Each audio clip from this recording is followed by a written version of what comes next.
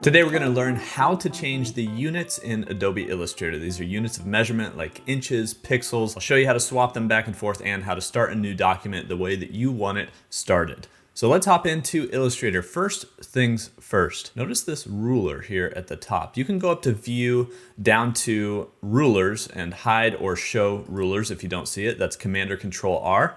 This ruler you can right click on and just change the units of measurement right there. So I could switch it to pixels just like that. And if you notice way over here in the properties panel on the right hand side, my keyboard increments also change. So all the different units that are affected by this, if we go back to inches, you'll notice keyboard increment is now in inches rather than pixels. I can also go up to the Illustrator dropdown. If you're in Windows, you can actually go up to Edit and then Preferences.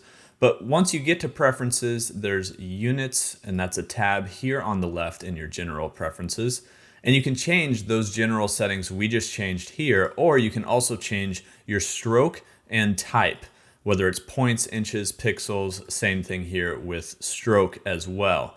So those are places that you can change the units in your existing document. But if you want to start a new document the way that you want it to be, whether it's in inches, it's in pixels, centimeters, first off, go up to File, New, and it's going to pop open the new document window. In this window, we have a lot of different custom presets. You can look up at the top here for all your different tabs, whether you're identifying your document for mobile, web, print, all these different sizes, or on the right hand side, customize it yourself. So I'm going to select pixels. Maybe I want to make this 1920 by 1080. A quick way to go through each of these boxes is to hit the tab key on your keyboard.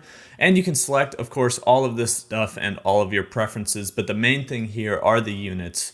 You can select those on the right if you'd like and hit create. That's how to change the units in your existing documents or for documents moving forward in the future, and also all the different little custom templates and presets that Illustrator has for you already available. If you have any questions, hit me up in the comments down below. Don't forget to subscribe to this channel for more Illustrator tutorials.